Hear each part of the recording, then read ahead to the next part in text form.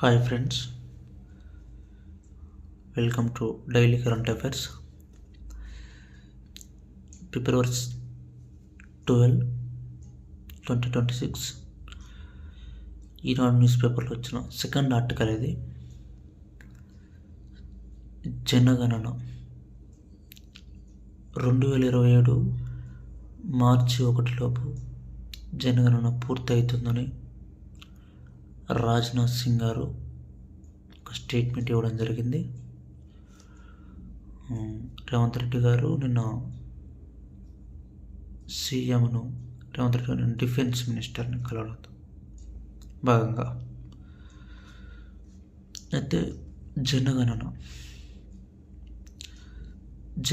అనేది రాజ్యాంగంలో ఎక్కడ కూడా మెన్షన్ చేయలేదు.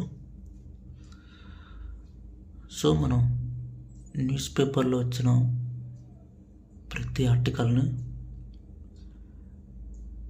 పాలిటీ, ఎకానమీ, హిస్టరీ, అలాగే ఎన్విరాన్మెంట్, సో ప్రతి దానికి లింక్ చేసి సబ్జెక్ట్ని చెప్పడం జరుగుతుంది ఇక్కడ. సో జనగణన నిర్వహించేది census commissioner of India or registrar general అంటారు. ఇది మినిస్ట్రీ ఆఫ్ హోమ్ అఫైర్స్ కింద వర్క్ చేయడం జరుగుతుంది.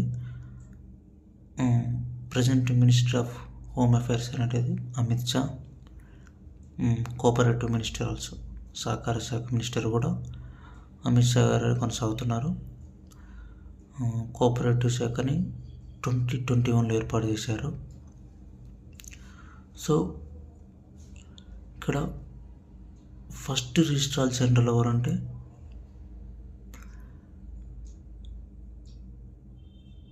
స్వాతంత్రం రాకముందుకు ఇది డబ్ల్యూసి ఫ్లోడెన్. స్వాతంత్రం వచ్చిన తర్వాత ఫస్ట్ సెన్సస్ అనేది 1951లో జరగడం జరిగింది. అప్పుడు first census commissioner of India ఎవరంటే ఏఆర్ గోపాలస్వామి. ఓకే, సో అసలు ఈ సెన్సస్ అనేది 1872లో జరిగింది, లార్డ్ మేయో కాలంలో, బ్రిటిష్ పరిపాలన కాలంలో. బట్ ఇది పూర్తి స్థాయిలో జరగలేదు, భారతదేశం అంతటా జరగలేదు, వేరు వేరు ప్రాంతాల్లో జరిగింది. 1881లో సంపూర్ణంగా పూర్తి స్థాయిలో లార్డ్ రిప్పన్ కాలంలో జరిగింది, శాస్త్రీయ పద్ధతిలో జరిగింది. సో ఫస్ట్ సెన్సస్ ఎప్పుడు జరిగింది అంటే 1872 అని చెప్పాలి ఎగ్జామ్లో అడిగినప్పుడు. సింక్రోనస్ పద్ధతి లేదా శాస్త్రీయ పద్ధతిలో ఎప్పుడు జరిగిందంటే 1881 లార్డ్ రిప్పన్ కాలంలో. సో ఆఫ్టర్ ఇండిపెండెన్స్ తర్వాత 1951లో జరిగింది. చివరిసారిగా ప్రస్తుతం మనకు అందుబాటులో ఉన్న సెన్సస్ 2011 సెన్సస్. ప్రజెంట్ 2021లో జరగాలి, బట్ కోవిడ్-19 కారణంగా వాయిదా పడ్డది. సో మళ్ళీ 2022లో స్టార్ట్ చేశారు, మళ్ళీ వాయిదా పడడం జరిగింది. ప్రజెంట్ 2025, 2026లో సెన్సస్ అనేది జరుగుతుంది ఇప్పుడు. సో 2011లో సెన్సస్ కమిషనర్ అనేవాళ్ళు సి చంద్రమౌళి గారు ఉన్నారు.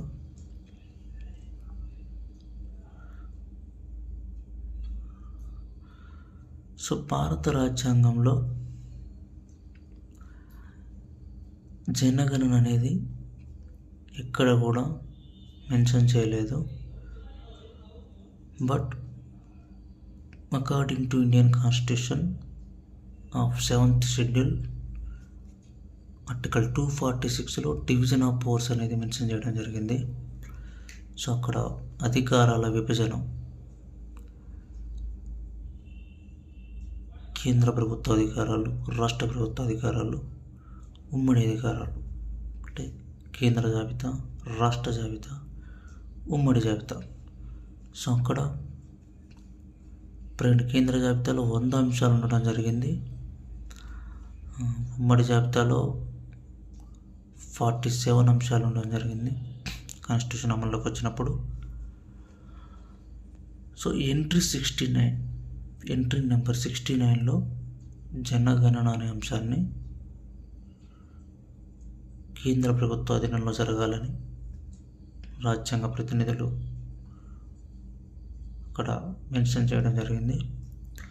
సో ఇక్కడ ప్రతి ఇయర్ సెన్సస్ జరిగాక నియోజకవర్గాల పునర్విభజన అనేది చూస్తాం మనం. సో నియోజకవర్గాల పునర్విభజన అంటే లోక్సభ, రాష్ట్రాల అసెంబ్లీలకి నియోజకవర్గాలను పునర్విభజించడం. సో నియోజకవర్గాల పెంపు చేయాలంటే ఫస్ట్ డీలిమిటేషన్ కమిషన్ అనేది వేయాలి. ఇది రాజ్యాంగంలో ఎక్కడ మెన్షన్ లేదు, బట్ పార్లమెంట్ చట్టం ద్వారా డీలిమిటేషన్ కమిషన్ వేయడం జరుగుతుంది.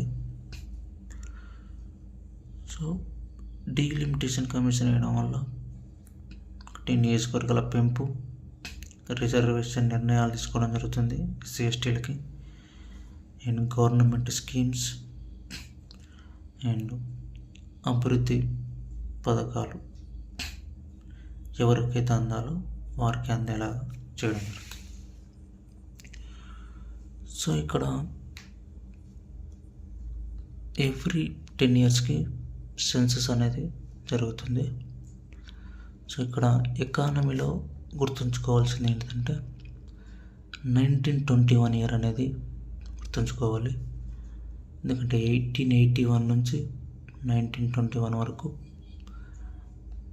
జనాభా పెరుగుతూనే వచ్చింది, బట్ 1921లో మాత్రం జనాభా మైనస్లోకి వెళ్ళిపోవడం జరుగుతుంది. మైనస్ వృద్ధి రేటు నమోదు చేయడం జరుగుతుంది. సో అందుకే 1921 అనేది ఇయర్ ఆఫ్ గ్రేట్ డివైడ్ అంటారు. జనాభా తగ్గుదల నమోదైన ఏకైక సంవత్సరం లేదా ఏకైక డెకేడ్ 1921. సో ఇక్కడ మరో ఇంపార్టెంట్ 1931 సెన్సస్ పూర్తి స్థాయి కులగణన అనేది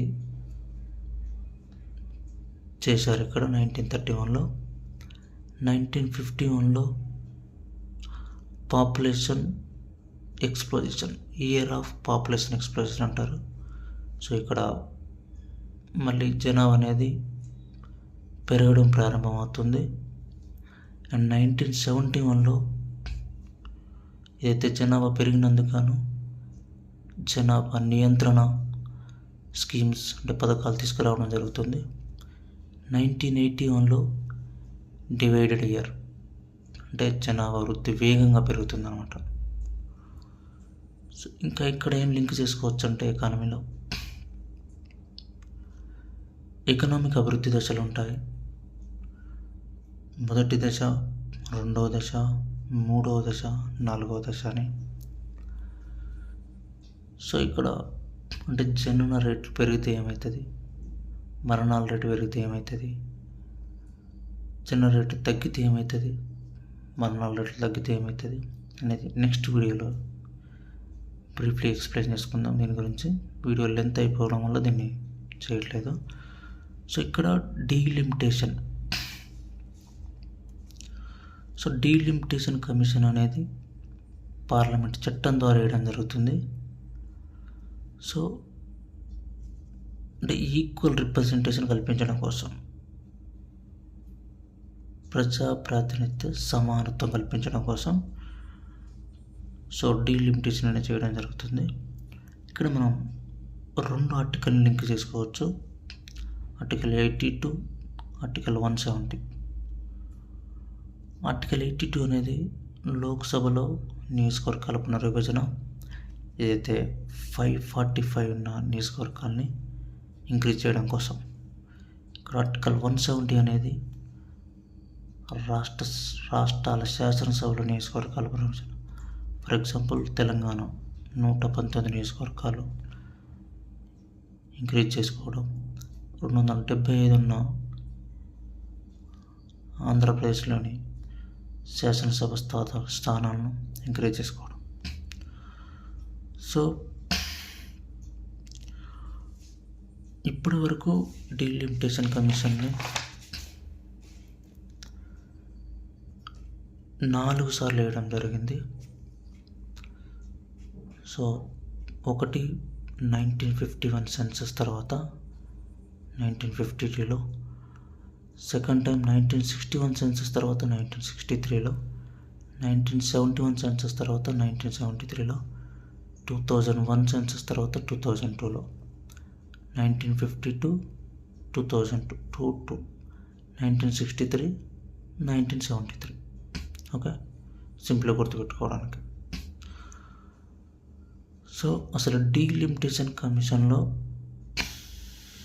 అసలు ఎవరు ఉంటారు? సభ్యులు కానీ అధ్యక్షులు కానీ. కమిషన్ నిర్మాణం చూద్దాం ఇప్పుడు. సో కమిషన్లో సుప్రీంకోర్టు రిటైర్డ్ న్యాయమూర్తి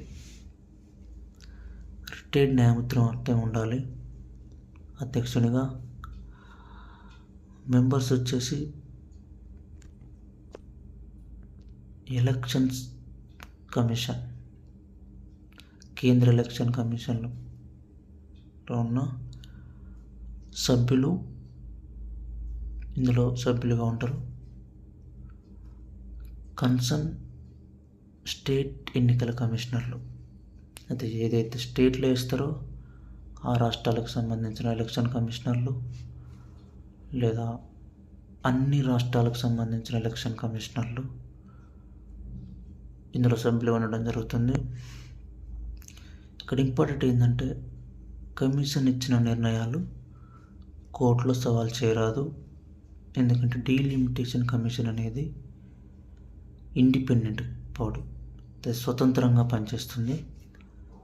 సో కమిషన్ ఇచ్చిన నిర్ణయం ఫైనల్, కమిషన్ ఇచ్చిన రిపోర్టే ఫైనల్. సో న్యాయస్థానాల్లో సవాల్ చేయడానికి లేదనమాట. సో ఇక్కడ 42nd కాన్స్టిట్యూషన్ అమెండ్మెంట్ 1976లో చేయడం జరిగింది. 2001 వరకు సీట్ల పెంపు అనేది చేయకూడదని చెప్పింది. అండ్ 8-4 కాన్స్టిట్యూషన్ అమెండ్మెంట్ యాక్ట్ 2001 ప్రకారం 2026 వరకు సీట్ల కేటాయింపు అనేది చేయకూడదని చెప్పడం జరిగింది. So next 87th constitution amendment act 2003లో చేయడం జరిగింది.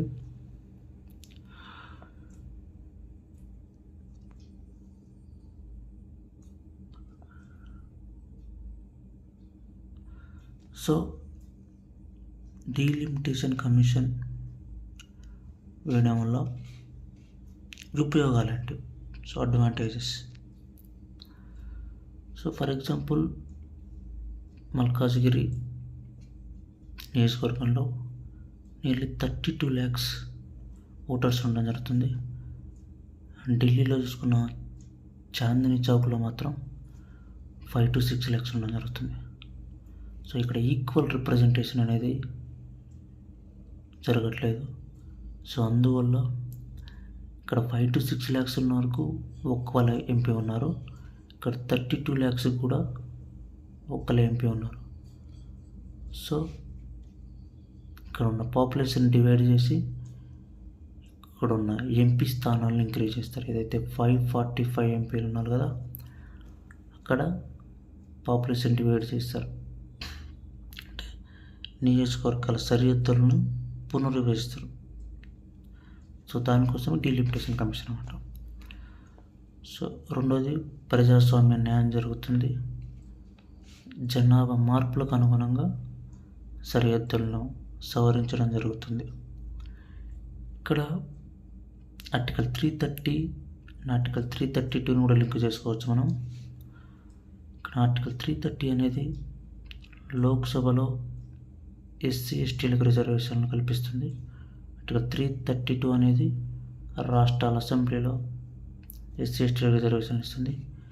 ఇక్కడ రాజ్యసభ కానీ శాసన మండల పరిషత్తులకు కానీ రిజర్వేషన్లు అనేవి ఉండవు. ఇది అభ్యర్థులు గుర్తుంచుకోవాలి. ఎగ్జామ్లో లోక్సభ బదులు రాజ్యసభ ఇవ్వచ్చు, రాష్ట్రాల అసెంబ్లీల బదులు శాసన మండలిని కూడా ఇవ్వచ్చు ఎగ్జామినర్. సో కన్ఫ్యూజ్ కావద్దు. ఇక్కడ ప్రజెంట్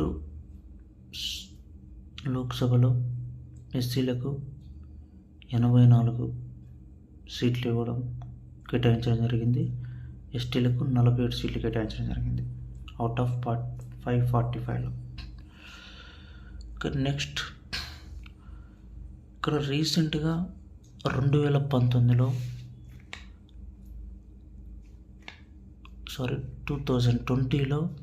డీలిమిటేషన్ కమిషన్ వేయడం జరిగింది. ఇది latest commission. 2019 Jammu Kashmir reorganisation act ప్రకారం ఈ డీలిమిటేషన్ కమిషన్ వేయడం జరిగింది. ఇది ఓన్లీ జమ్మూ కాశ్మీర్ స్టేట్ మొత్తానికి, భారతదేశం మొత్తానికి కాదు. జమ్మూ కాశ్మీర్ అనేది ఆర్టికల్ 370 స్వయం ప్రతిపత్తి ప్రత్యేక రాజ్యాంగం ఉండే 2019 అక్టోబర్ 31 ముందు వరకు. సో ఆర్టికల్ 370, ఆర్టికల్ 35A రద్దు చేయడం జరిగింది. 2019 అక్టోబర్ 31 నుంచి ఇది అమల్లోకి రావడం జరిగింది. సో ఈ జమ్మూ కాశ్మీర్కి ఇచ్చిన డీలిమిటేషన్ కమిషన్లో చైర్మన్ ఎవరంటే రంజనా ప్రకాష్ దేశాయ్. ఈమె సుప్రీంకోర్టు రిటైర్డ్ న్యాయమూర్తి. మనం ముందే చెప్పుకున్నాం. ఇందులో నిర్మాణం ఎవరెవరు ఉంటారంటే సుప్రీంకోర్టు రిటైర్డ్ న్యాయమూర్తి, ఎలక్షన్ కమిషన్ ప్రతినిధులు, స్టేట్ ఎలక్షన్ కమిషన్ ప్రతినిధులు. సో ఇందులో మెంబర్స్ వచ్చేసి సుశీల్ చంద్ర, అప్పటి chief election commissioner and election commissioner, and KK Sharma, concern state election commissioner, అంటే జమ్మూ కాశ్మీర్ నుంచి అప్పుడున్న ఎలక్షన్ కమిషనర్. సో ఇక్కడ రిపోర్ట్ ఏమి వేయడం జరిగిందంటే అసెంబ్లీలో జమ్మూ కాశ్మీర్కి లడఖ్ను విడదీయడం జరిగింది. సో జమ్మూ కాశ్మీర్కి శాసనసభ ఉంది, లడఖ్ అనేది యూనియన్ టెరిటరీ, కేంద్రపాలిత ప్రాంతంగా చేయడం జరిగింది. సో ఇక్కడ జమ్మూ కాశ్మీర్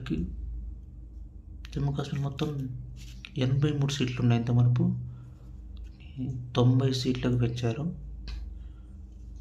సో ఇక్కడ జమ్మూకు 43, కాశ్మీర్కి 47. అలాగే 2 నామినేటెడ్ సీట్లు కూడా కేటాయించడం జరిగింది. ఈ 2 నామినేటెడ్ సీట్స్ అనేవి కాశ్మీర్ పండితులకి, పాక్ ఆక్రమిత ప్రాంత ప్రతినిధులకు కేటాయించడం జరిగింది. అలాగే లోక్సభలో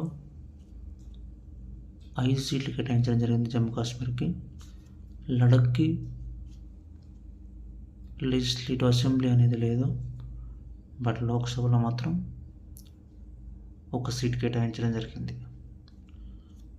చండీగఢ్, పుదుచ్చేరి, దాద్రా నగర్ హవేలీ అండ్ డామన్ డయ్యు, లక్షద్వీప్లు ఎట్లయితే లోక్సభలో సీట్స్ కేటాయించడం జరిగిందో లడఖ్ కూడా 1 సీట్ కేటాయించడం జరిగింది. దిస్ ఈస్ ద జనగణన and delimitation commission. Next 3rd article అనేది రఫేల్. అంటే మరో 114 రఫేల్ విమానాలను ఇండియాలో తయారు చేయడం కోసం ఒప్పందం అనేది చేసుకున్నారు. సో అంటే దీని బ్యాక్గ్రౌండ్ ఏంటి, అసలు రఫేల్ అనేది ఫైటర్ జెట్ ఎక్కడి నుంచి తీసుకోవడం జరిగింది, ఫ్రాన్స్ నుంచి. వీటిని తయారు చేసిన సంస్థ డసాల్ట్ ఏవియేషన్. ఇప్పుడు 2016లో MOU జరిగింది, మెమోరాండం ఆఫ్ అండర్స్టాండింగ్. మొత్తం 36 రఫేల్ జెట్స్ తీసుకుంటుంది ఫ్రాన్స్ నుంచి. ఇవి ఎవరు యూజ్ చేస్తున్నారంటే ఇండియన్ ఎయిర్ ఫోర్స్. ఇక్కడ మనం ఇండియన్ ఎయిర్ ఫోర్స్ చీఫ్ని లింక్ చేసుకోవచ్చు, అమర్ప్రీత్ సింగ్. ఆర్మీ వచ్చేసి ఉపేంద్ర ద్వివేది, నేవీ వచ్చేసి దినేష్ కుమార్ త్రిపాఠి. సో ఇక్కడ మనం ఆర్మీ డే లింక్ చేసుకోవచ్చు, January 15, and navy day October 4, and air force day October 8, navy day December 4 air. So link చేసుకోవచ్చు. సో ఒకసారి డేట్స్ చూసుకోండి. నేను మళ్ళీ ఒకలా రాంగ్ చెప్తే నేను కరెక్ట్ చేసేస్తాను. అండ్ ఇది 4th generation fighter set, multi role fighter set. అంటే air to air and earth to air and air to earth. అంటే భూమి నుంచి ఆకాశానికి ప్రయోగించవచ్చు, ఆకాశంలో ప్రయోగించవచ్చు, ఆకాశం నుంచి భూమి కూడా ప్రయోగించవచ్చు. సో అధునాతన రాడార్స్ ఉంటాయి ఇందులో, అధునాతన ఎలక్ట్రానిక్ సిస్టమ్స్ ఉంటాయి ఇందులో. ఇవి ఎక్కడ పెట్టారు? సో చైనా పాక్ సరిహద్దులో వీటిని నిలపడం జరిగింది. This is that Rafale jets. And రాష్ట్రపతి ద్రౌపది ముర్ము గారు 2025 అక్టోబర్లో అంబాలా ఎయిర్ ఫోర్స్ నుంచి ఫైటర్ జెట్లో ప్రయాణించడం జరిగింది.